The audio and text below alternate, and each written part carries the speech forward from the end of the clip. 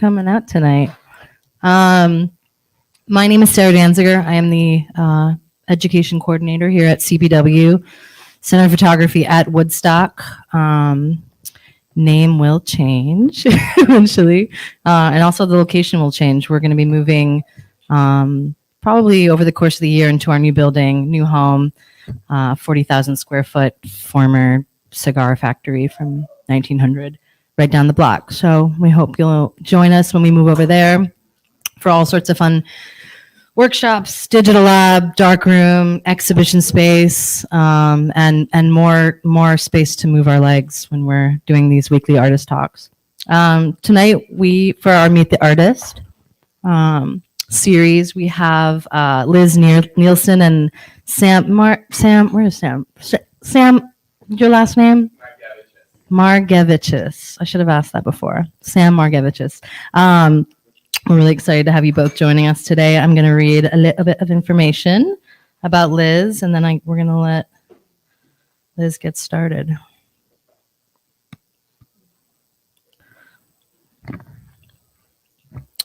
Liz Nielsen is an experimental photographer based in Newburgh, New York, USA.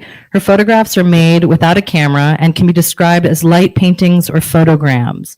She works in the analog color darkroom, exposing light-sensitive paper and processing it through traditional photographic chemicals. Nielsen received an MFA from the University of Illinois Chicago in 2004, her BFA from the School of Art Institute of Chicago in 2002, and her BA in Philosophy and Spanish from Seattle University in 1997. Liz has exhibited her work extensively, including recent solo exhibitions in New York, London, and Paris.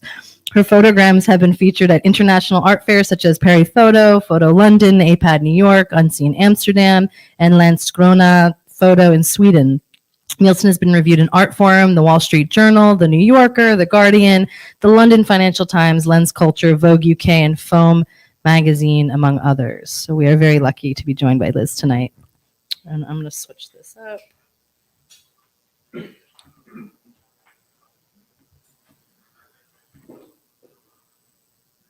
Sorry. Boop. There. Liz. Thank you.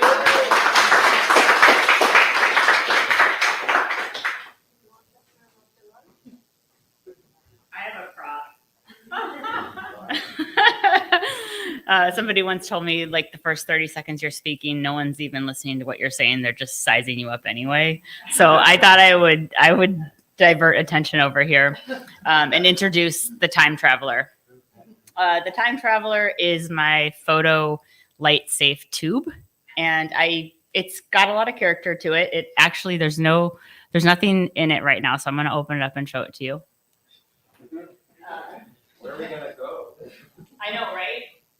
Well, what happens is I expose artwork, photographs, and then I put them in here, and then I do this in the dark, total pitch black darkness. Then I put the lid on, and then the other lid, and then it's safe. And then this travels wherever to a lab where I process my photograms through chemicals, traditional analog chemicals. Anyway, there's a few time travelers, but this one's got the most character, and it's always in the darkroom with me. Sometimes it actually scares me because I bump into it. A lot of times if there's just a teeny bit of light, that's the scariest time to print, and I think it's something or somebody. So anyway, I'm bringing that here. My name's Liz Nielsen. I'm starting my presentation with this. I used to call myself an experimental photographer, but lately I've been calling myself a light painter. And I know both of those names were introduced by Sarah, but I'm working a lot with light. And this piece particularly is not connected to photography, but it is connected to light. It is my first public art installation. It's currently up in Newburgh, and it's called Force Field. And along the edges of this building are over 500 LED lights that are blinking to heartbeats. I built this piece with a strong room, which is like a arts organization in Newburgh that takes over abandoned buildings, and they do installations in them. This particular building is one building that started the historic preservation movement in the United States, and it's called the Dutch Reformed Church. And I built this force field of energy as an atypical revitalization project, just because I don't know if it's going to get the money to be fixed, but it's an important historical building, which I think would be a nice source of pride in Newburgh. And then the heartbeats are recorded from Newburgh people. I had a lot of open calls and recorded their heartbeats, almost like a voice that's abstracted. And the sound comes out of the building as well. It's been up since August, and it's coming down at the end of this month. So if you do find yourself in Newburgh, it goes on around 6 p.m. and ends at 11. We wanted midnight, but, noise pollution and light pollution, I don't know. Anyway, basically what I did with it, and this is going to connect to my work further, is that I built the force field, but the force field is actually a quantum field. I built a quantum field around this building to try to bring from nothingness bring something in from nothingness. So it's lit halfway around the building, but the other half would be connected by the quantum field. And the double sound of the heartbeats creates a double wave, which is representative of the quantum field. So we'll move through that. And then I move into photography, but it's a light piece. So it's connected to my interest in light, which is my main focus. Here is one of my last exhibits, and these are some light paintings, also known as photograms.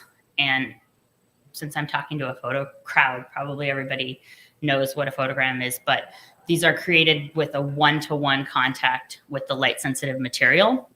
And I use this paper called Fujiflex, which is technically not a paper at all. It's like a poly UV protected plastic, and it's light sensitive. And I'm going to pass these little hearts around so you can touch it and see it. It's really shiny. It's kind of sexy. Don't worry if you hurt the hearts. I've been cutting them up like as excess from my photographs. Okay, so this light painting exhibit, you can see the blue that connects formally to the church.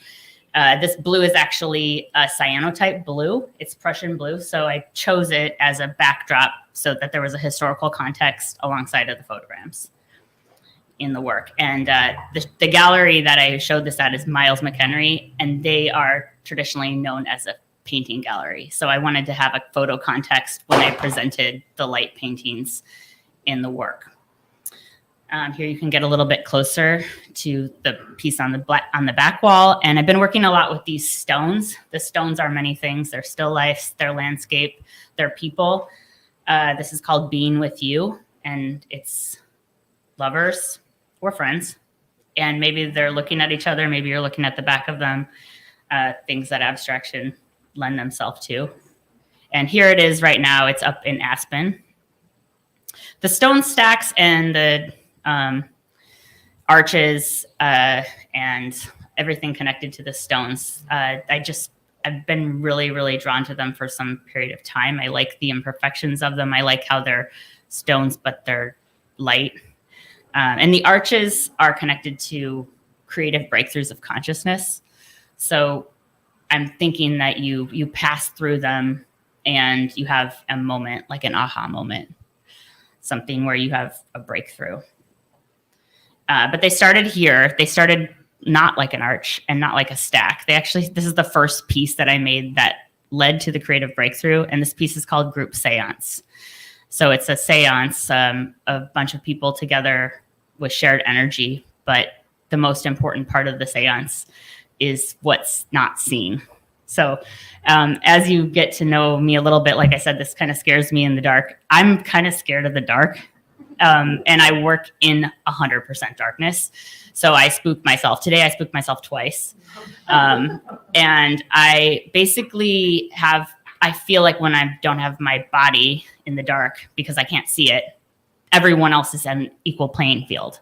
So if there's another energy in the room without a body, I feel like I can feel it. But I also have a strong imagination. So anyway, the group seance, I think a lot of times, especially with photography, mine and other people's, what lurks outside the frame is a lot of times giving information to what's in the frame. And I think that is equally important. I mean, that's what makes like horror movies scary and things like that as well. So this was the first piece that started leading to all these arches. This one is one of my all-time favorite arches. It's actually kind of small. I called it the Cosmic Toro. And I started naming the arches toros because for some reason, somewhere at some time, I read that toro meant bridge or passageway. And then after that time, I could never find that definition anywhere. So if you look up toro, it doesn't mean that. And I just adopted it and I just kept using it. And I feel like, you know, in today's current language, like everyone's making up words anyway. A lot of times they do come from things like you hang around a 15-year-old and they start saying things to you and they're like cap, and you're like, what does that mean? And then you look it up and it means lies. And it actually came from something though. But Toro didn't, but it's part of my repertoire. So the Toros are passageways, which we're all working on to try to traverse the earth in a more quick way, become our best selves. Also, the like speckles in here, I call them visual snow, and that's also a term I created. But visual snow for me is like when you start staring at air, like if you're meditating and it starts to feel like everything's kind of moving and you can sort of see something. That I feel like is when you're going to have an opening of your consciousness. So you'll see that in a lot of the work. Earth stone stack. So they kind of have a feeling of beings, like an apparition that just kind of arrived and came out of existence and was caught in this moment. A lot of the edges you see like kind of look blurred, and that's to present non-static space. I think of my photographs as something like I'm collapsing light waves onto paper as particles, yet they are in a constant state of motion. I'm not thinking of them as fixed. So you have the space stone portal on the back, and then hanging something like a water tower next to it, another stone stack changes the scale, suddenly making the stacks even larger. I've been doing these different colored backgrounds too, just to make the rooms feel more, I guess, spiritual, but just like quiet. So you get in there and these images like pop off, sort of hovering around you, confronting you rather than you looking at them. This one's at Over the Influence in LA, downtown. Yeah, just ask me questions if I don't say it, because I'm not looking at any script up here. I'm just talking, and I might neglect something. Yeah, I've been doing these stone stacks for a bit. This show was in New York at Danziger Gallery a couple years ago.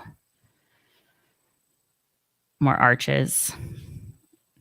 I'm still making them. I said I was going to quit, and then I'm getting better at them. So now they're shifting, and I have another exhibition coming up in LA at the end of this month with stacks and arches. So they keep emerging. They're cosmic, they're otherworldly, they're also on Earth. They're moments of beings and still lifes. Okay, so then there's also landscapes. Landscapes is also something I'm very focused on, and I'm thinking about landscapes as being more than one thing. So light is a particle and a wave, a quantum material. I think I'm trying to make landscapes that have more than one composition embedded in them. So you approach the image one time and you see one thing, and you approach it again and you see something else. I named this piece Staring at the Moon because I see the mountain on the top as a face. That face also changes though. So like the blue triangle on the right is the eyes, but it also could be the mouth. So basically the goal is you see it and then you see it again, and you're never arriving to it in the same place that you had seen it before. This one is a swan, also a boat, also a landscape. So this one has more things in it as well. This is like one of my all-time favorite pieces. Plus, I don't know how I did it. Well, maybe you can't tell on the screen, but there's this gray in there. Making gray light is really tricky. I mean, it's definitely a combination of 3 wavelengths together, but at a really minimal amount. I'm counting my wavelengths as I'm creating these pieces. So usually everything I get is something that I plan to get, but sometimes I get these surprises and I'm like, how did I do that? And then to try to replicate it, you know. Okay, so then this one's called The Enchanted Dance Floor. And then you're going to see this image, these shapes, I should say, in another image, because a lot of the pieces are entangled. This piece as well. This piece is called I Like to Imagine You're in a Place Like This. And it's about loss. So it's moments where you've lost someone and you just always think about them and like, where are they? Like, are they existing still? And if they are, what does that look like? And so there's a few pieces I've created called this exact thing, but I try to imagine that it's like somewhere magical like this. But anyway, you'll see images that have almost like a mirror to them. And I'll connect into that in a little bit, but they're entangled, like entangled particles. This one's the alligator landscape. I think it looks like an alligator, even though it has horse teeth. Just the shape of the mountains and the river in there.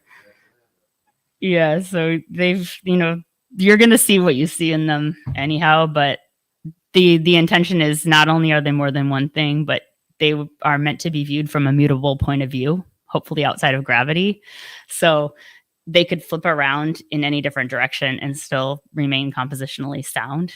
It's just things I'm going for when I'm drawing, because I do the drawings of the works first, and I'm doing a lot of thinking of what landscapes merge together, whether those landscapes are places I've visited, places I've researched, or places in my mind, and fusing those together. I put this one on this couch in here because I just stole that off the internet, but everyone's always asking for like images that are this shape, like to go above their bed or their couch. It's like I very rarely create images this shape, like that allows room for the ceiling. I mean, the only reason this image exists, which is called Rear Window, is because I didn't like the bottom and cut it in half. So, I mean, I don't know if any of you are finding this as artists, but yeah, people like these like long horizontals. But yeah, so the landscapes I keep thinking about them as like changing over time, all the time, for many, many, many years. So like what our landscapes look like now, the mountains we look at every day that seem static and they're there. Like millions of years ago, they were totally different and will be totally different. And just how the landscape and Earth is constantly shifting. I like fusing these landscapes together. So they're futuristic, but they're also like every landscape put together in one, many landscapes put together in one. So they include a lot of different things. Like this landscape, you'll see it in a couple more images, entangled and changed. So this one was similar. Oh, I stole a couple of these out of a London presentation. That's why they're in centimeters. That's 50 inches by 73 inches. But this one is connected to the Enchanted Dance Floor. This one. So like they mirror each other. They're kind of like diptychs, but they would never be shown together. They're intentionally entangled forever through me as an artist, but not to be existing in the same location. So they talk to each other. Like this one is also entangled too. I like to imagine you're in a place like this. And the entanglement, this one is entangled too, one from the first LA exhibition of the landscapes. The entanglement is based on the idea of two particles connecting and then always remaining entangled and never not entangled, despite distance or time. And Einstein used to call this spooky action at a distance. It was a theory, but it only was recently proven, like maybe in 2019 or something. And it's only been proven to the space station, from Earth to the space station, which is like not that far when you think about it. I mean, it is far, but not for entanglement. And basically what it means is like if you affect one thing, the other thing is automatically affected at the same time by its entanglement. So it just kind of proves this idea of things moving faster than the speed of light, because I'm always thinking about how light is fast, but it's also slow compared to, you know, consciousness or something. So it just opens things up. I know Sarah mentioned I have one of my undergraduate degrees in philosophy, so I'm like always thinking about like the meaning of life, and then that led me into physics, but all the interconnectedness of everything. This piece is also called I Like to Imagine You're in a Place Like This. I see all the lines are all just like many colors, and they're moving, you know, for photography, they're moving. This one is one that I had cut in half, and it's also many things. It's a rainbow landscape. It's a cruise ship. It's also a casket with a person in it. I mean, you may see different things in there, which I appreciate, because abstraction lends itself to that. There you can see it on the wall. I've shown a few chapel-oriented like art shows. The Mountain Jewels.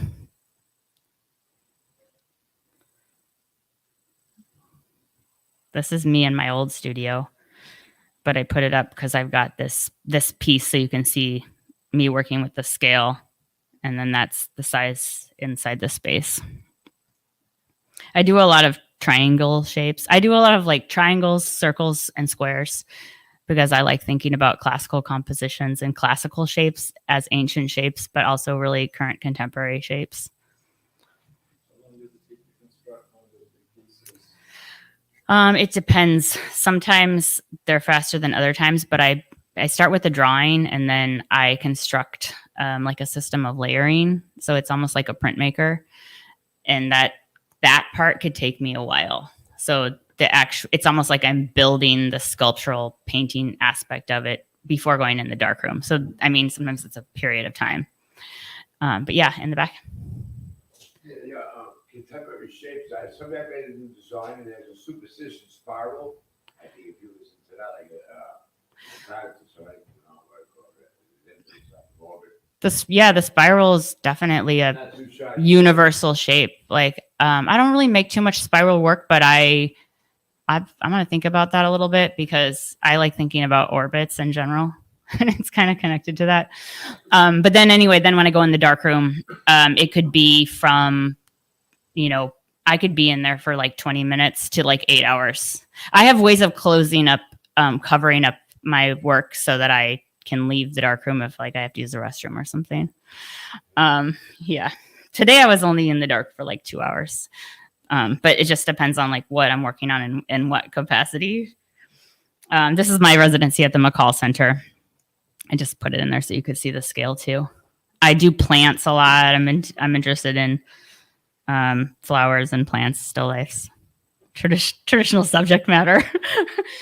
So these are two entangled pieces that you can see side by side. And I actually created a show called Entanglement. And so these are from that show.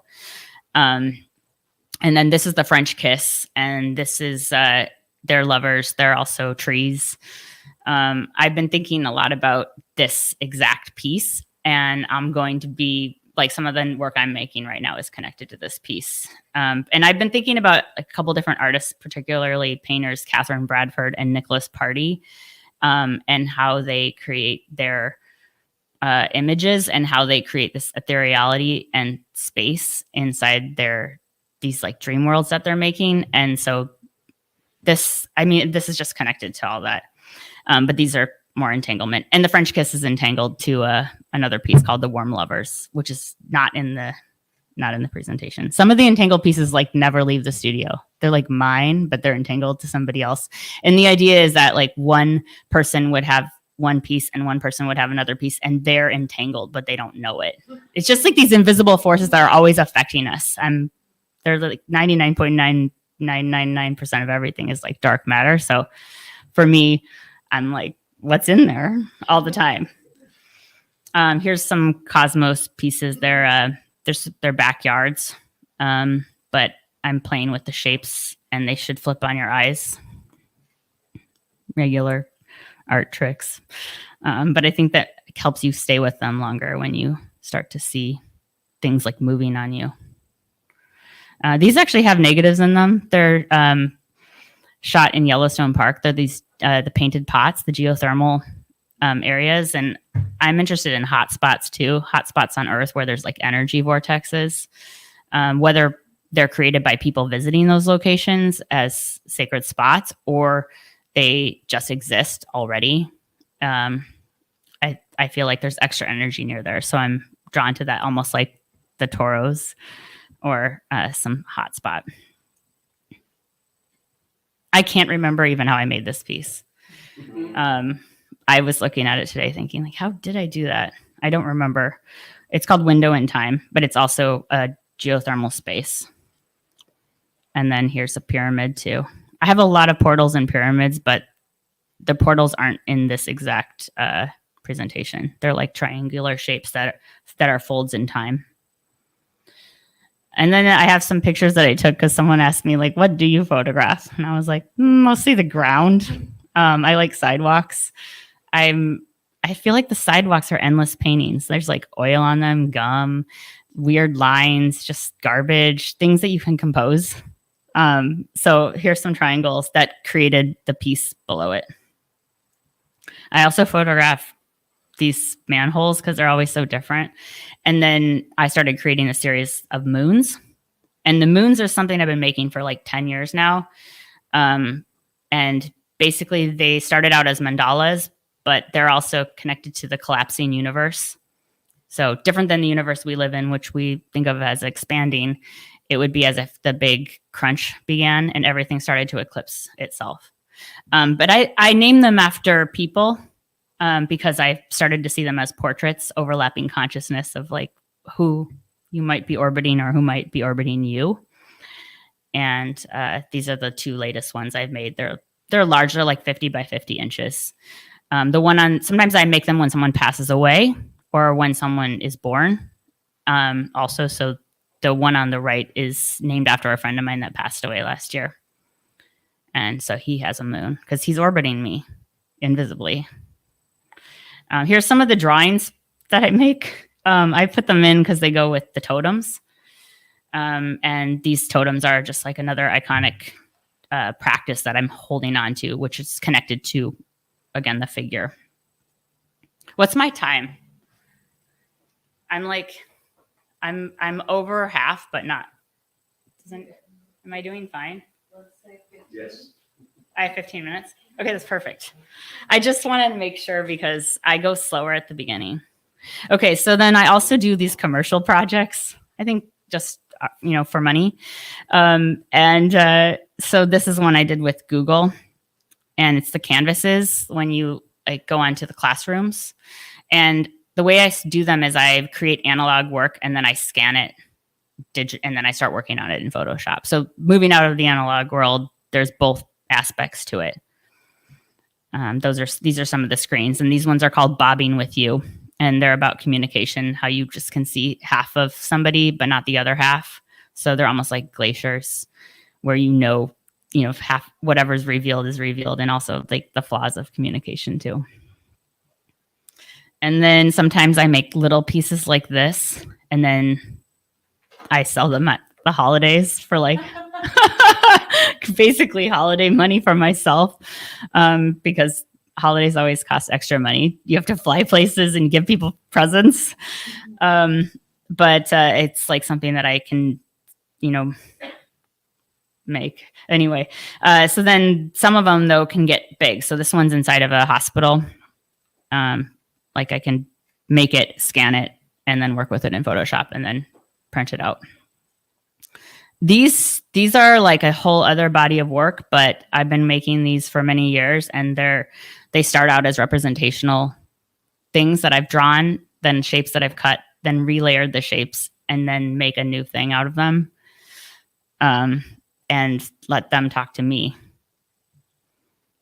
And then this is another project I did recently for Hermes, and they wanted the horse in there, but they wanted it to look like the image on the left. So that was, the image on the left was my original image, and then the image on the right became the other image. I just had to put my commercial stuff in here because I spend a lot of time on it. Like right now I'm working for Meta. There's nothing in here on Meta yet, but it's just like half my art practice ends up being to make money. So a lot of it's like graphic design.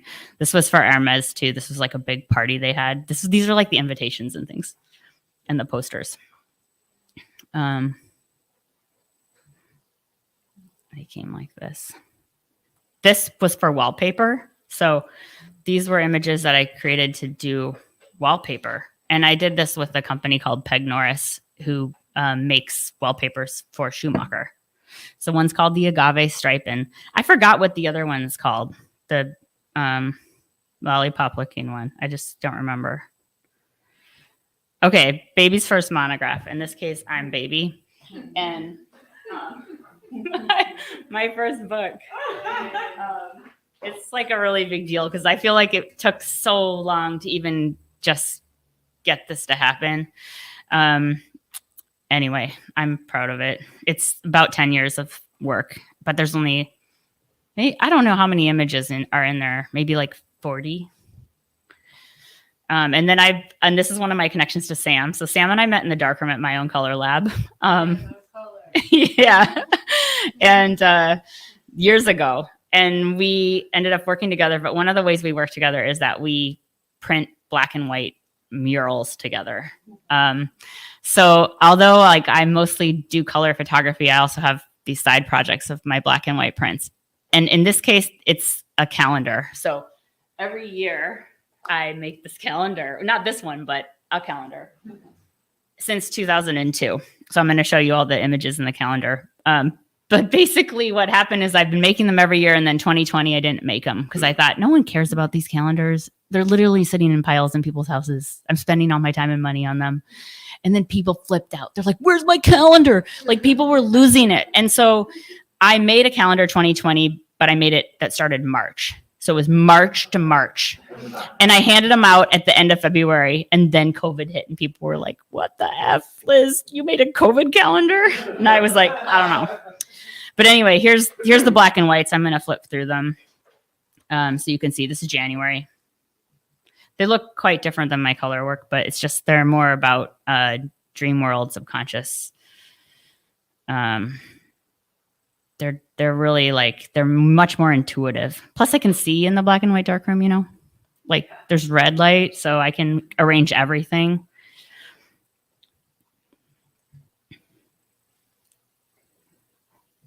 Okay, I'm ending on the black and whites. There's a few more, and then it's going to be Sam's turn.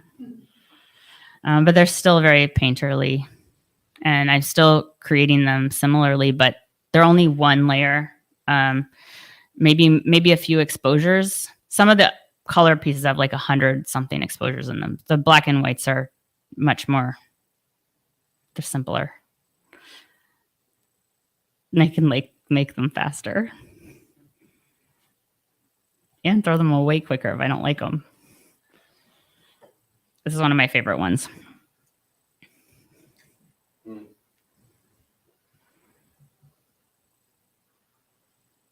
How's my audience doing? Are you guys good? Okay. This one Sam and I made together because it's 50 by 40 inches. So you can see that it was a mural. There we are. None of those made the calendar. But there's Sam. And that's my latest piece I made. I call it Big Rainbow Energy.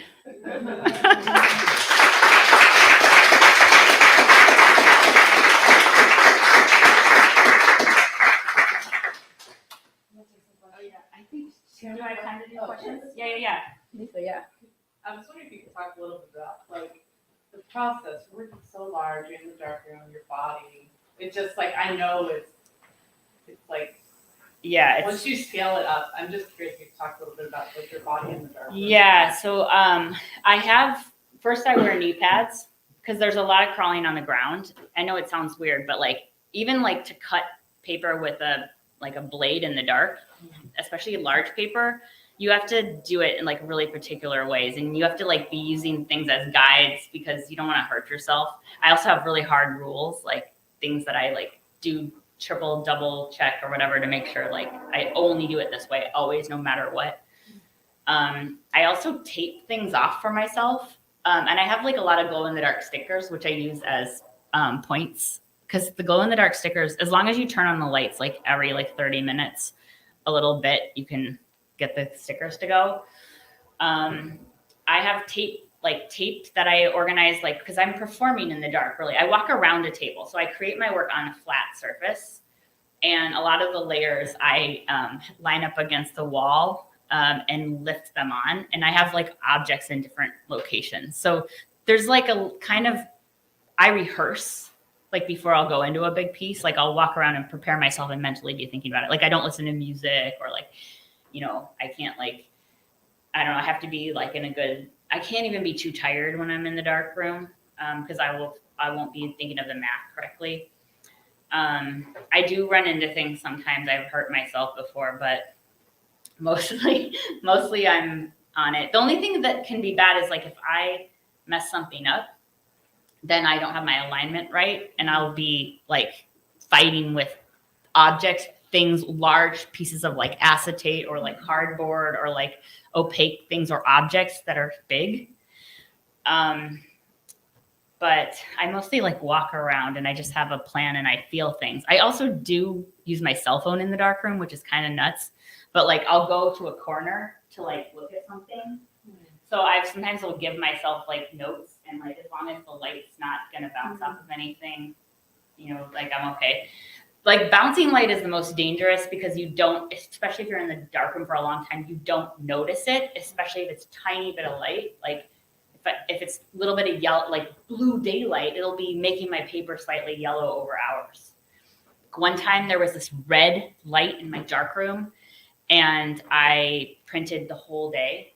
And I got to the lab and I had like 3 prints I was putting through the chemicals. And as soon as I saw the first one, I was like, started like cursing and stuff. Everyone was like, what's wrong? And I'm like, I could see that it was cyan. And I was like, I ruined all the work I did like that day because I named them the blue period, but I've never shown them. They're not even in my database. I like basically just drove straight back to the studio and yeah. So, yeah, I don't know. Risk part, yeah. Yeah, it's the risk. And I mean, all of us make like novice mistakes sometimes. Like I walked out of a room once to process something and I left my box of paper. I was like distracted at the time. Someone else was printing with me. And I was out of the room for a while. I came back in and I just like saw my roll of paper just sitting open, color. It's like, oh my God. You know, it didn't ruin that badly, strangely. Like the edges were a little bit ruined, but it only went kind of like 3 or 4 cycles deep. It wasn't that bad. Light is dangerous, but it's also kind of forgiving sometimes. Like I'm surprised at it, especially like if you hit something with light from too far of a distance, it won't expose. If you're exposing one part with a color gel, you have to block off everything else. Yes. So that's the part that, like I'm, for instance, I'm really, really bad at directions, but I'm really, really good at remembering like long lists of numbers. So for some reason, like with the exposing, I can remember like what wavelengths have been where, but I plan it too. It's not as intuitive as you think at all. Yeah, I think that, Is the light source an enlarger? I use enlargers. I also use like handheld lights, like and gels and things that I'm like adapting that I've created. But yeah, I use both. I even use overhead light sometimes. Yeah, it's timing and distance and like intensity and like a lot of things. So yeah. Thanks, Liz. Your work's fantastic. I wanted something that popped into my head while you were speaking. If it's not on your radar, it should be. They're at CERN, the physics laboratory. Oh my in God, I'm Switzerland. obsessed with it. They have a fantastic artist residency program. You know, thank you for reminding me, Adam, because I looked at that years ago, but I forgot about it because I was making work about like the particle accelerator machine before they discovered the Higgs boson particle, like in 2000, maybe 5 and 6. And then I sort of just forgot about it. It's in Switzerland. It's a really good program. When you get accepted, They do a series of interviews and then pair you up with a participating scientist, That's Right. cool. which usually means a physicist. Yeah. Yeah. Okay, I'll do like one more. Yeah, and then there's let Sam go. like the dice, like in a small, like a glass cut, like a bag for the dice, and there's aptitudes that to expose other exposure to it, some content of art. I'm not familiar with Yeah, it. it's like, yeah, we put a dice in it, or put like a salt, pepper shaker, goes up and down, but you get it. Imagine putting something inside of a dice, I mean, a dice, something like that, you can't get out, it's hard to draw too. But you take it out. sounds light tight. You take it out, so that you. You do. Good move. Okay, thank you.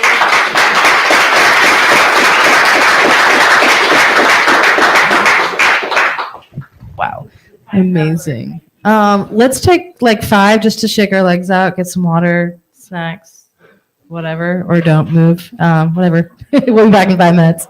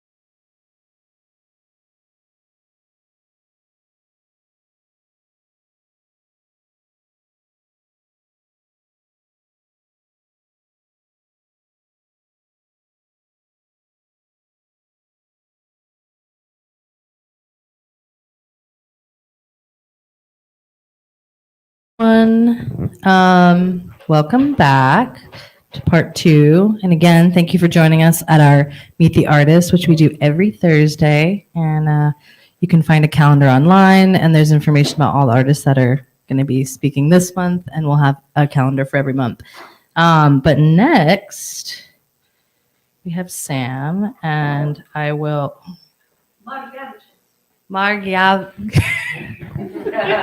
Say that one more time. Margevicius. I don't know why I have like a. We should have practiced this a little next time. I have a funny note. Yeah. When Sam texts me and I'm in the car, Siri gets the name perfect. Really? Well, that doesn't make me feel good. 1 for AI, 0 for Sarah. Okay. All right. I get it. Sam Margevicius. Margavic. Sam, can I just say Sam? Sorry. Sam is a photographic artist based in Bearsville, New York, USA. His work begins with photographs, and he builds them into systems of meaning through experimental frames, installations, and books. Sam privileges process, emphasizing ideas that emerge in dialogue with material. Sam has exhibited widely throughout the United States and recently abroad as part of the Riga Photography Biennale in Riga, Latvia. Solo exhibitions of his work have been held at the Baxter St. CCNY Gallery in New York and the Vicksburg Cultural Arts Center in Vicksburg, Michigan. He has participated in several artist residencies, including the ISSP in Riga, Latvia. In 2021, Small Editions New York City published his book, Darkroom Drawings, which has been collected by libraries at the Metropolitan Museum of Art in New York. I've heard of it. The Museum of Fine Arts in Boston, and the Museum of Modern Art in New York. I'm going to pull up your presentation.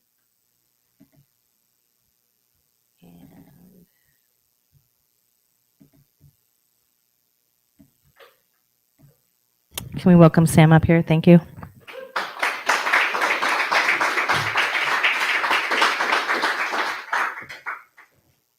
All right, that was perfect introduction with the naming thing.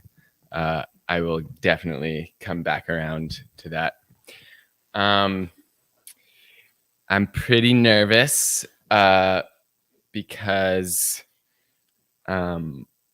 I had told people that I was going to talk about how my work is contextualized by frames and by gallery spaces and by books.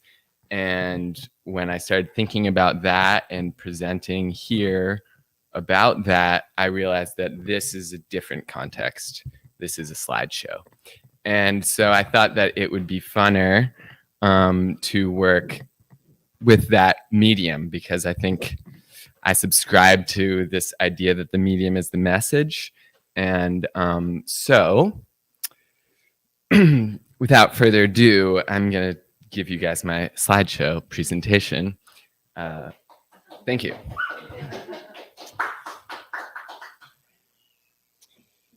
Yeah, so I actually wrote a like 26-page script for this presentation, which is far too long. But I will tell you that on this slide, my script said something about how uncomfortable I feel right now, and how I really hope you guys can follow me on this wild slideshow. And I hope that I don't get lost out here before you guys in my head, trying to like navigate my thoughts about photography and the work that I make.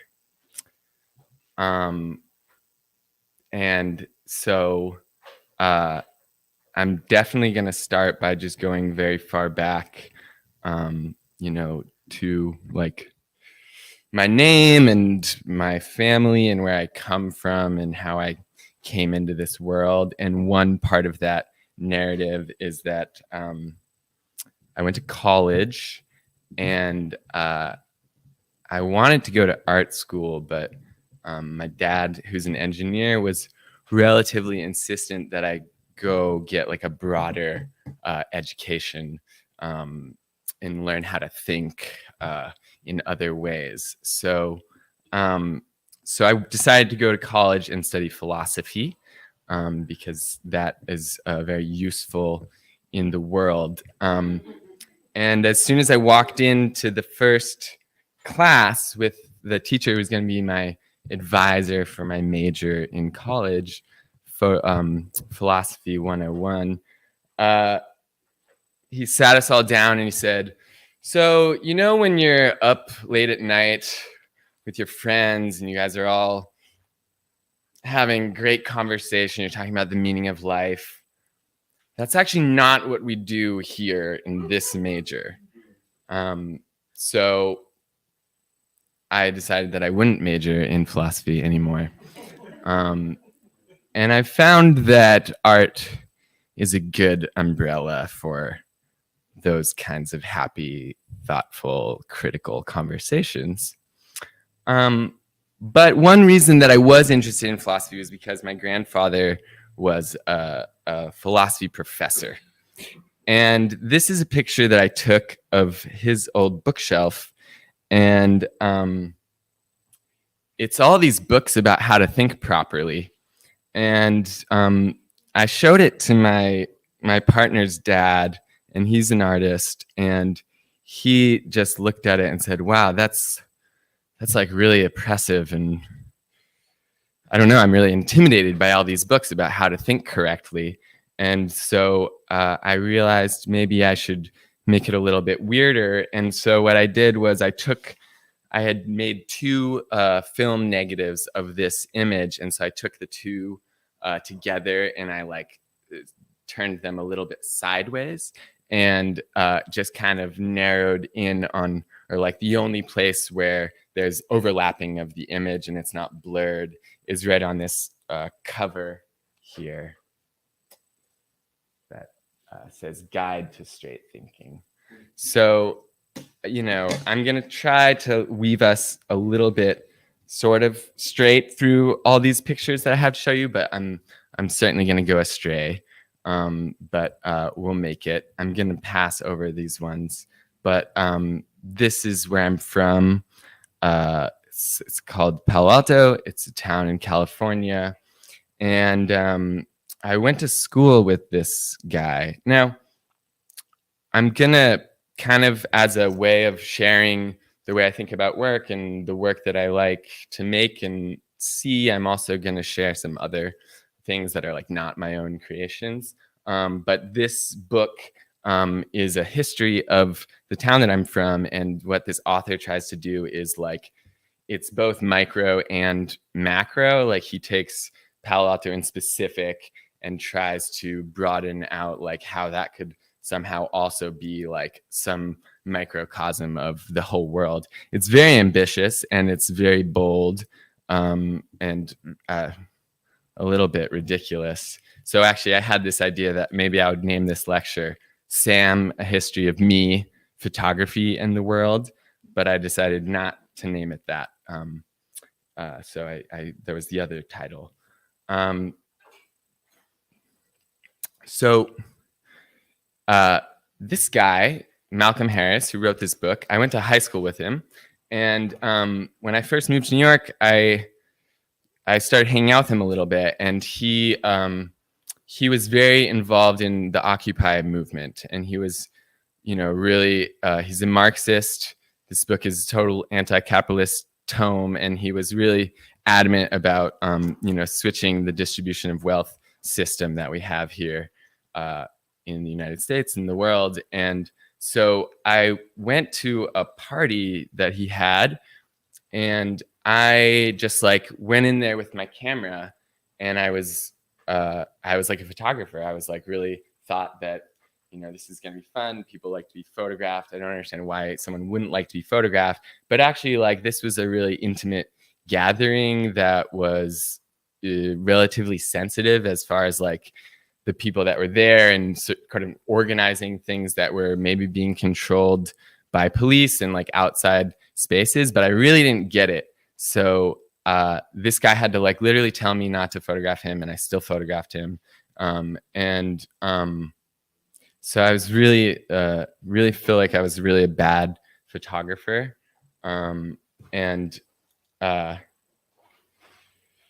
But but I did really like to photograph for a long time this way, and I did photojournalism. And so this is a rock star. His name is Isaac Brock, and he's in Modest Mouse, which is a rock band, kind of punk band.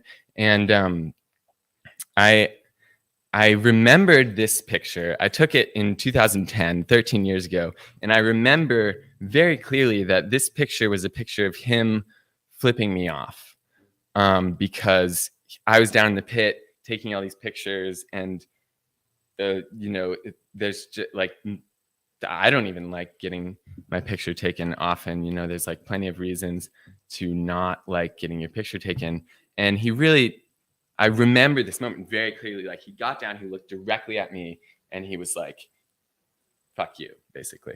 But I went to find that picture for this lecture, and he wasn't flipping me off at all, which was really surprising to me because my memory was wrong. But he, I met him one time, and it was under kind of sort of peculiar circumstances, because it was in a park where I lived in Portland, and he lives in Portland. And so we lived very close to each other in Portland. And I knew this because I could hear the band Modest Mouse practicing their music, and I really loved their music. And so one time, like actually every Monday at this park, a bunch of people would get together and play dodgeball. And so I would go often, and one time in particular, I saw this guy there playing dodgeball, and I saw him, and he was on the other side of the court. He was on the other team, and I was on my side, and I picked up a ball, and I threw it at him, and I hit him, and he didn't go out. And I thought, geez, like, you were my hero, and I even kind of like moved to Portland because I loved your music, and you were from here, and I don't know what's going on. And he didn't go out, and like, I didn't do anything. And then I told some friends a few days later, and they said, I said, yeah, I hit him in the face with the dodgeball, and he didn't go out. And my friend had to tell me, no, that dodgeball, the rules of dodgeball are that if you hit someone in the face, you have to go out. And so he's actually a really nice guy and didn't say anything to me for hitting him in the face and not going out. And he's actually a really nice guy and wasn't flipping me off at all. He was just giving me this, like, he was just giving me what I would want as a photographer, like this lovely smile.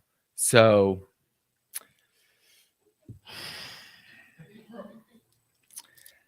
now this is not my artwork at all. And because I'm just feeling so neurotic about how I'm explaining my work and giving you these ridiculous backstories, I thought maybe it'd be nice to have a few just kind of like sober, grounded artworks that I like, and I can share with you why I like them. But this is a work that I really love so much, and I really wish that I made it. And so there's a couple other works in here that I love so much, and I wish that I made them. And so, they're just kind of punctuated, and we'll tap on those a little bit. And I think they relate to some of the work that I'll show you. So this is one of them. It's a video. The artist is named Daniel Terna. Oh, that artist is named Orfeo Tagueri. And this is Daniel Terna. And this video is like 7 minutes long, and he's just scrambling around in like banker boxes, like looking at old documents from his high school, and he's like laughs sometimes and just like looks at them.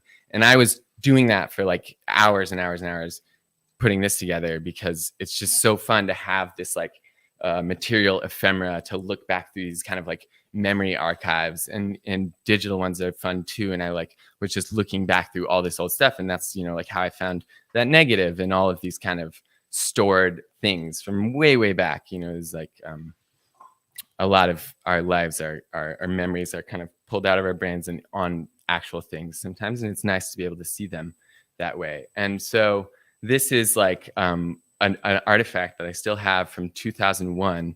I can't believe I have it. That's 22 years ago, and I was like 12 years old, and it's this skate magazine from a summer camp that I went to. I worked on the magazine. This here on the left is, I was one of the people putting it together. And then this here on the right, that's me doing a skateboard trick. I wanted to get into a deeper idea that I have about like a kind of weird, seemingly contradictory, like I've worked in newspapers and I've worked in publications, and where it's like the people who work for them kind of benefit in some way from what they put out. So like this is kind of my version of that. Is like first I worked for it, and then boom, I was like in it, you know. And so there's like some involvement. It's community, and it's having a discourse about what's going on, but like the creators are also part of what's being promoted in some way. There's a lot there that we could talk about or dig into, but this is another zine that I made a while ago, but it's just everything that I like. It's like I just went back and tried to think of like movies I liked and music I liked and pictures that I'd taken and clothes that I wore, and just like kind of like just all these images, and just like it's just like a representation of me through images. And so, okay, so now sort of this is something that sort of resembles art that I've made.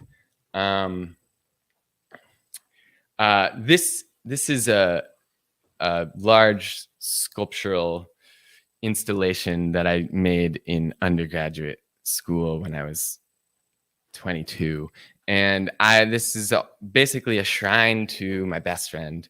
And I loved him so much. And I thought he was a total rock star and embodied everything that was cool about the world. And I really wanted other people to understand what I understood, that he was the greatest person in the world.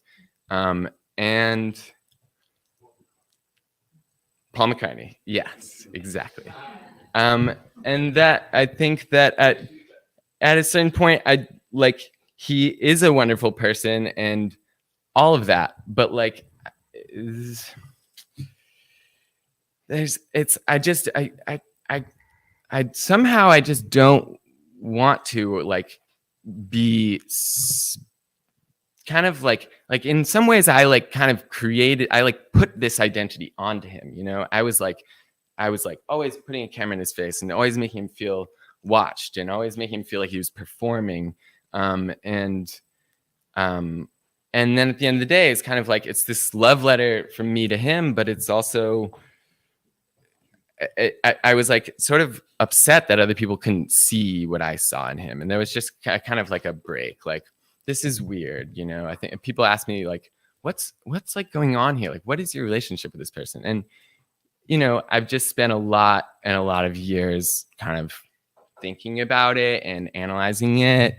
But what ended up happening is that I don't really make work about other people anymore. I think like I don't make work about other people. I don't make work about people. I have basically tried for the last many years to not even make work like about myself. And this is part of it, you know, this lecture that this is very intimate and I'm telling you all sorts of ridiculous details about who I am, but really feels uncomfortable. You know, I think that I'm not sure how much we actually want to know about me. I mean, sometimes I really like art where I can step into it and I'm, you know, as a viewer, like I don't have to know the story of the artist. I see it and I like it or I don't like it, and it's kind of just there. So there's just always this question of like what to do with the life of the artist who made it, or like the lives of people. But that's also like, this piece was called Out the Window, and it had a backside also, but really me and this guy, we would sneak out all the time and we would go out into the night, and it was like no one is in Palo Alto suburbs. No one was around. We just felt like we were totally like overseeing the world for like whatever higher power. There was like no one out there, and it was like we're watching over this place, and it was this amazing kind of like kind of a portal. Liz mentioned portals, and that was really, it was kind of like this portal into like this imagination that we were the coolest people in the world, I guess, you know, and that's a feeling sometimes. But so I made this. This is like a much more recent work, and this is part of work where I'm like trying to take myself sort of out of the equation and just make work that's like about some kind of idea that people can interact with, and not so much about my narrative. But this piece was like installed in a revolving doorway, and I'm sorry, the photos of it are very bad, and it's hard to see what it is, but it's a thing that existed that people interacted with, right? So I didn't get good documentation of it, and it's really sad, and it's one example of photography failing me, or me failing photography or whatever. But it was a thing that existed, and it was in a revolving doorway, and there was printed on transparent film, like plastic, were 3 different images. So one of the images was a brick wall, one of the images was a large panel of wood, and one of the images was some shattered glass. And the revolving doorway would sometimes let people in, and sometimes it wouldn't, depending on whether the building was open or not. And that was a kind of point that I was trying to bring up in the work, is like, when does an artwork, like, when do we understand an artwork and feel like totally in sync with it? Like, oh, I totally get it, and I know where this image is taking me, and I'm gonna go into this new world where I understand that work, and I'm seeing the world differently. And then sometimes you just see an artwork and you're like, I have no idea, you know, and it can depend on all kinds of personal factors. Yeah. Okay, I think I've been talking for like 15 minutes, 20 minutes, 30 minutes. I have 30 minutes still? Yes. I see you, though. It's like it's over the rainbow. Keep forward. It's good. I guess Great. I think you're a genius. Thank you. I really, really appreciate that. Yeah. Okay. This is my mother's shrine to frogs. And my mother passed on many things to me in various ways. And one of the things that she passed on to me was an appreciation for frogs. I did a residency in Michigan at an old paper factory. And I was there for a month. I rented a photocopy machine, and I got paper that had been produced in this paper factory. It was like 30-year-old paper, and I printed on that paper. And I just was like I was just like a photographer, and I just walked around and took pictures of the village and the town and the nature. And I just walked around and took pictures, and it was really wonderful. But there were tons of frogs everywhere all the time. It was the middle of the summer. And so I started thinking more about frogs than I had before. The people in this town even like put little frog houses all over like the main street where it was like drier, and like even up on their porches, they would have these little frog shelters, and frogs would actually live in them and like hang out.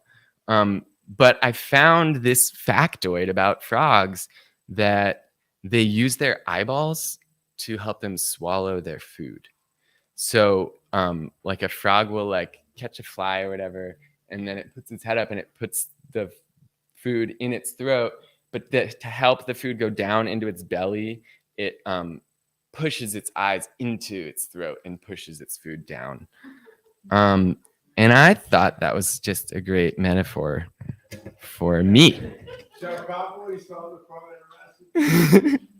Because I'm a photographer. I'm someone who, when I walk around with my partner, I'm like, can't even really have a conversation because I'm just looking at stuff. And so I'm like, wish I could like sustain myself with my eyes. So I named this, I put a show up of all the work that I made there, and I called it Eyes to Swallow With. And I thought that that would be like a nice thing if I could have eyes that helped me swallow.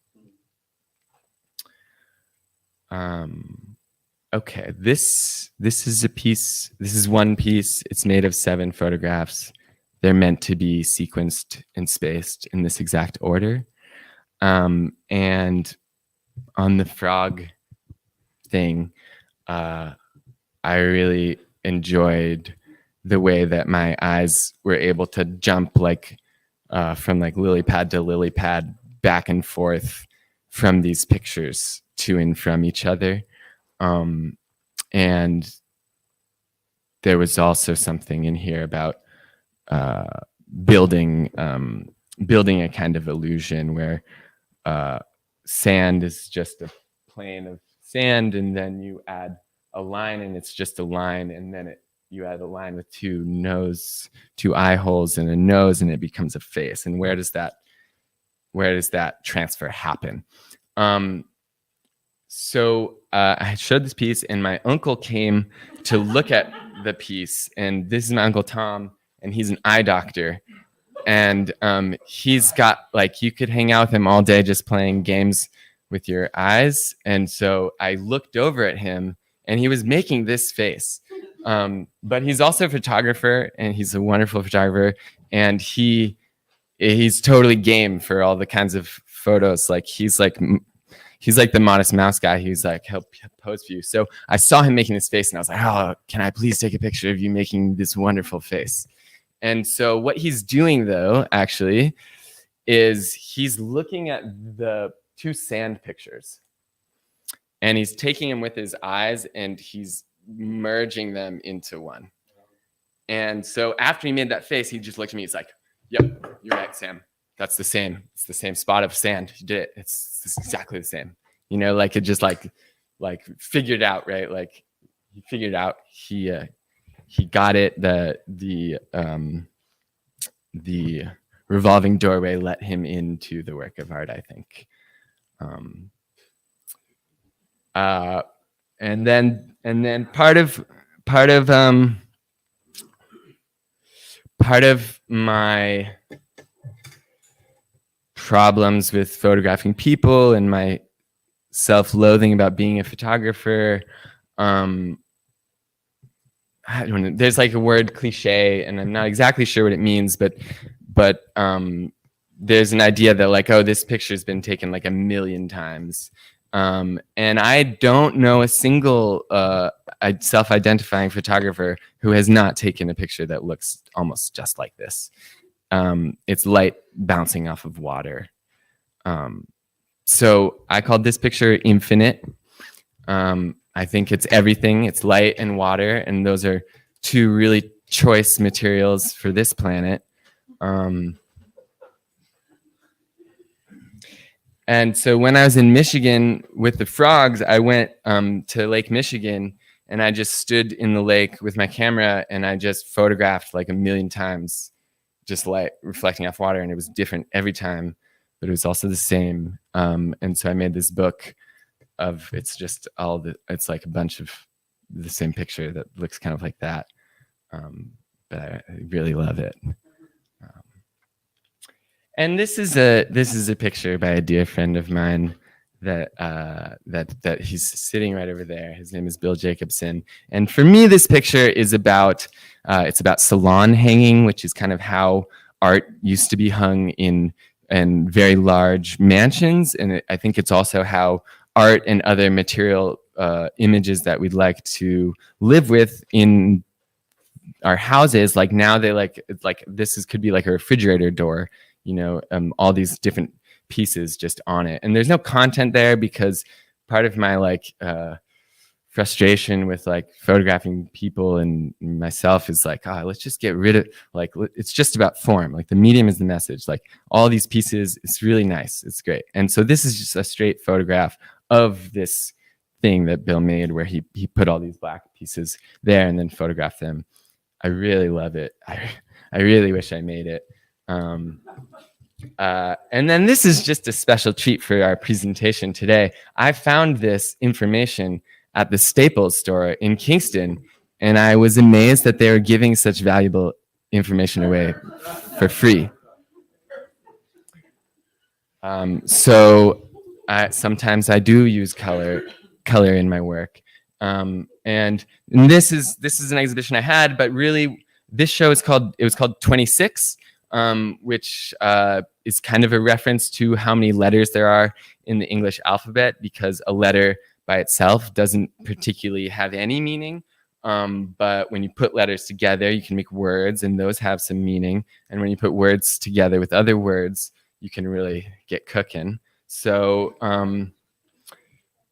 so I did color photographs here, and I put them in this kind of strange array. And I was really hopeful that what would engage this work is a human body passing through this space for a certain amount of time and going in a certain self-directed navigational course.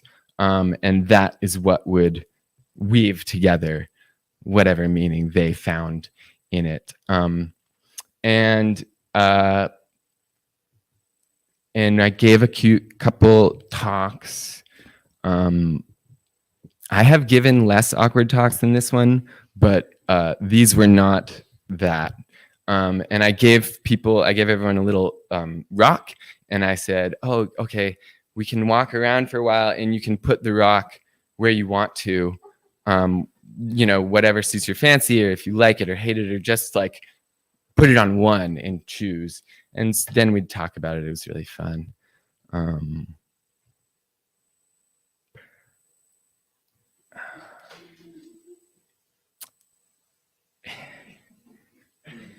I thought I was crazy when I was in this room, and no one else noticed that this painting was sideways.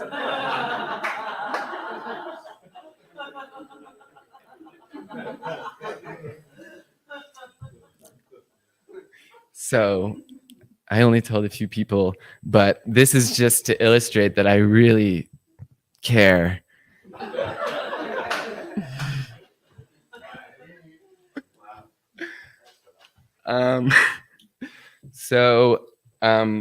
One metaphor I'd like to draw out is that I think silver gelatin printing or making photographs or photograms, for example, the way Liz does, it's very involved.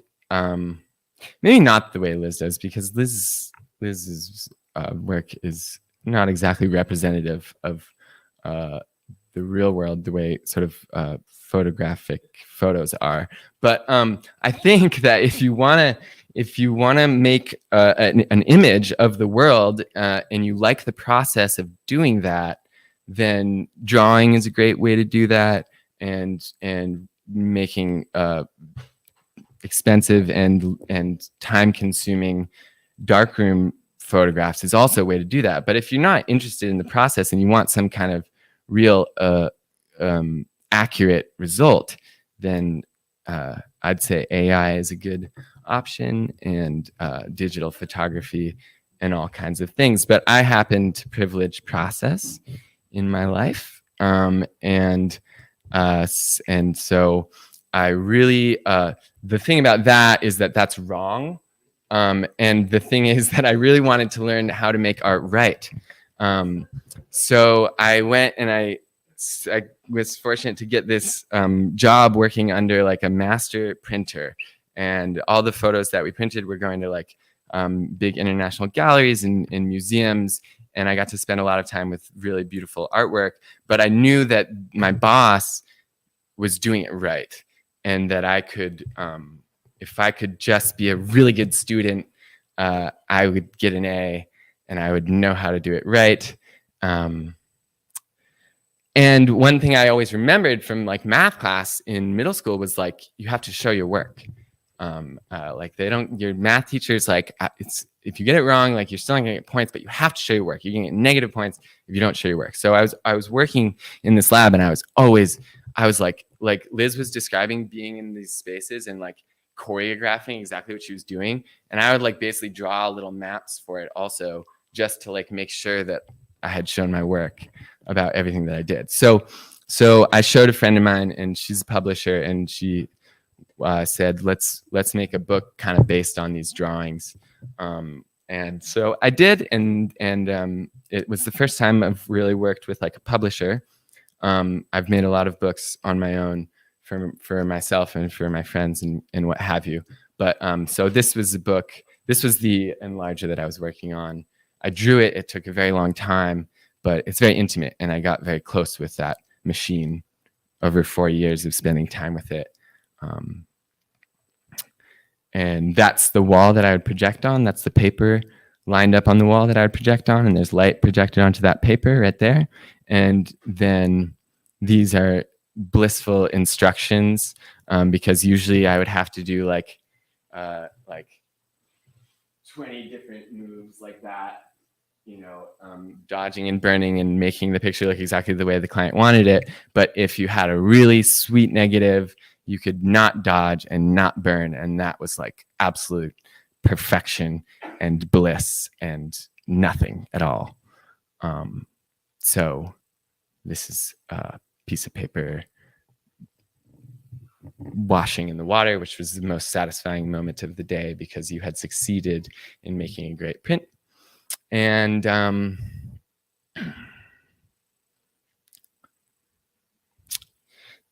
this is an artwork by a friend of mine named Lydia Cardenas. I'm gonna try to conclude this lecture very soon because I really didn't want to go over 45 minutes, and I don't think I have yet, maybe. But anyway, I'm gonna really try to wrap it up, okay? But this is a friend of mine who it's like her process of making artworks is the most glorious process, and I decided that I really wanted to make work that way. And what she does is she looks all the time. She's out in the world, she's hiking, she's biking, whatever, and she's always looking for like a really nice piece of wood. And when she finds the nice piece of wood, like she knows the piece of wood speaks to her, they form a bond, and she takes it home and she paints it, and it's this special thing that has just like come. And so I started doing that with photographs. I took this picture, I printed it, I didn't know what to do with it. It's just this one picture of tools. I don't know what the heck it means. And I was looking at it for a really long time and just like waiting for it to speak to me. And what happened was I noticed all these tools tied together with this string really neatly. And I imagined like you just untie these tools and they just like clamber out, and there's like this noise, and it's like, how terrible. But this is my friend's sculpture studio, and these are his tools. And I love him very much, and he's amazing. And I'm grateful that he let me photograph in his studio. And I don't really photograph him, but I was photographing in his studio, photographing his things. And this picture gave me this idea that I could make a frame that was just tied together with string. And if I untied the string, the whole frame would fall apart, and then I could retie it up just as easily.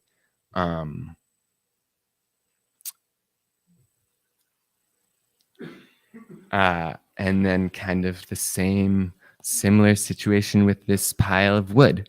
How can I incorporate wood in a way that really speaks to wood, so that it's like the photo's almost not doing anything. It's really just saying like wood, and here's wood, and put in a frame, But this is another thing, because this is a piece that I made very specifically for one person as a gift to that person. So I'm sharing it with you out of context and relatively inappropriately, but I think my new direction in art is making things just like a little, like the context is that person, and that person gets it, and no one else needs to see it.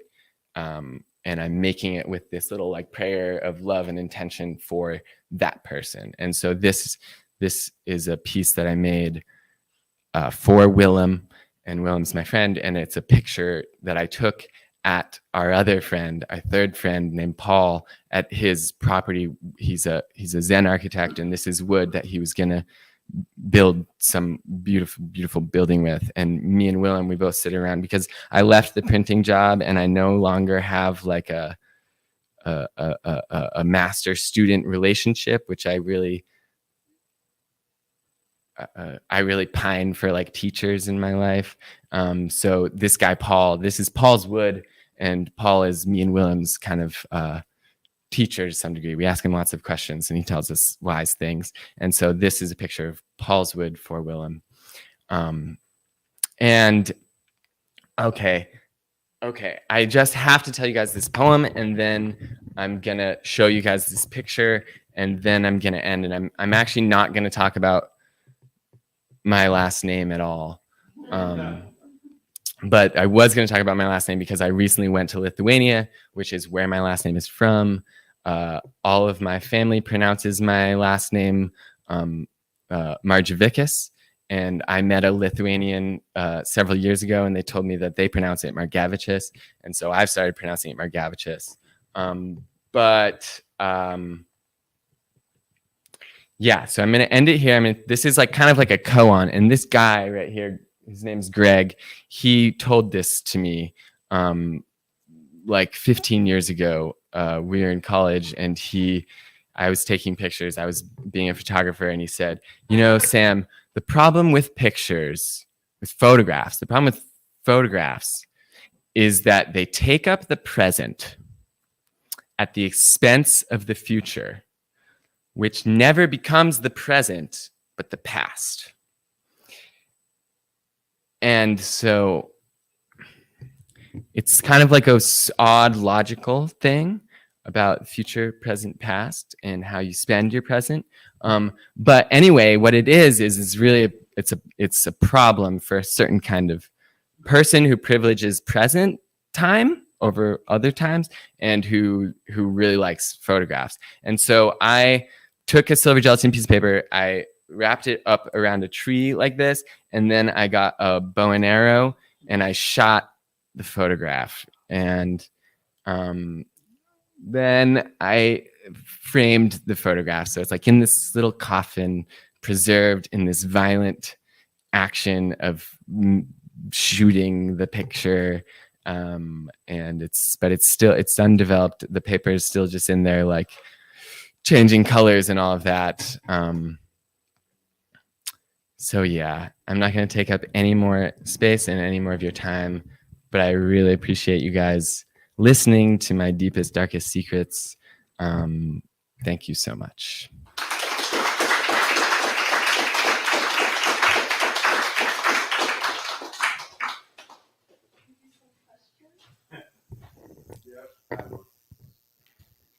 I started at Riga, I just thinking that, basically started tripping straight. I started being a salt around the water and stuff like that, but I don't want to do my music and make my music. But I met some good people from Arnold, I think, is a cleaver a form of whittling or, not like a sharp? Cleaver is like a butcher Yeah, cleaver. knife. Yeah. Yeah. Is that an art of what to do? Certainly. Is cleavering an art? Cutting up meat? Yeah. Definitely. Any other questions? I do poetry emotion.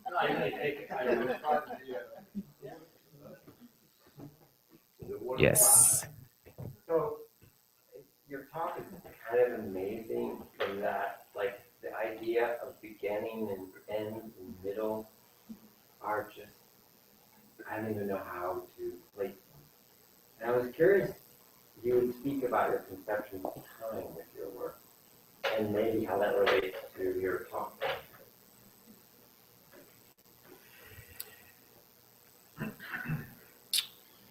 Time in my work. When I started working at the photo lab, the procedure there was very concerned with the preservation of artwork and how long an artwork would last in a museum. If someone buys it, how many generations you could pass that purchased artwork down to and accumulate wealth. And so I thought that's a fact about the world. We have to have archival materials in our artwork. And so then I was walking around the New York Art Book Fair, and I saw this this guy. He's a publisher. His publishing house is called The Brother in Elysium, and he had these beautiful collages made from like cutouts from magazines and newspapers that he had put in these frames. And I walked up to him and I said, how'd you mount those pictures onto that museum board? And he was like, he said like some way. And I'm like, but like that's like not archival. And he had studied Zen for a long time. I later learned because I sort of know him better now. And he said, well, man, we're not archival. So, yeah. I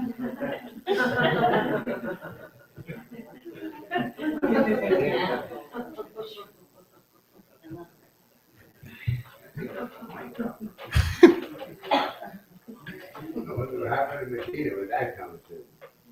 Any other questions, or are we leaving it? I have a request. I don't know if you know the poem, but Sam and I are in the darkroom working together a lot of times, and we have these really wonderful conversations. And I told him that with my black and white work, I've been thinking a lot about, how to make my compositions more minimal, but make them just enough, and especially with the black and white, trying to make it half black, half white inside the image, like not let one overpower the other. And I was just talking about my thinking of the composition and how much like running through my head. And Sam said, well, I have an answer, and it's this poem I just wrote. And when he told me the poem, like I can kind of remember it, but I feel like I should ask him to say it. But I thought about it all the time when I'm creating my black and white. Like it's always in my head, this poem of like how to do it right. Okay, well, I don't remember it, but I'm like inclined to say that Liz and I were considering maybe having like a conversation because we work together, and even just like hearing your lecture, the term for like two things happening simultaneously, I was like super feeling that with a lot of things that you said. But this image in particular, which was gonna be my last image, is very much inspired by Liz's like arcs. It has a whole different other meaning also, but that's there. But the poem that you're talking about, I'll give it a shot. Okay, it's a poem that goes with a photograph, and the photograph is of a bunch of rocks in my friend Kieran's stone studio. And they're all laid out like he's really particular about his tools, as you saw with his string tied tools. And so all these little various sizes of stones are like laid out on this larger stone, and it looks like some kind of scientist's desk, but they're not a scientist. And so the poem goes, sometimes when I'm working on what I hope to be a great new work, I wonder, like, for example, Camembert with Manchego, cornichones, Kalamata olives,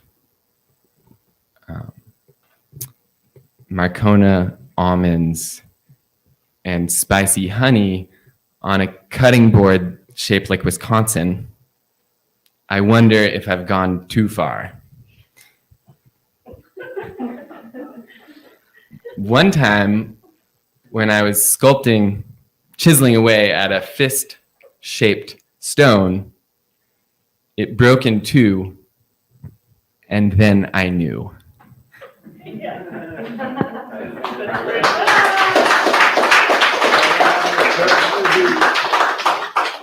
Thank you.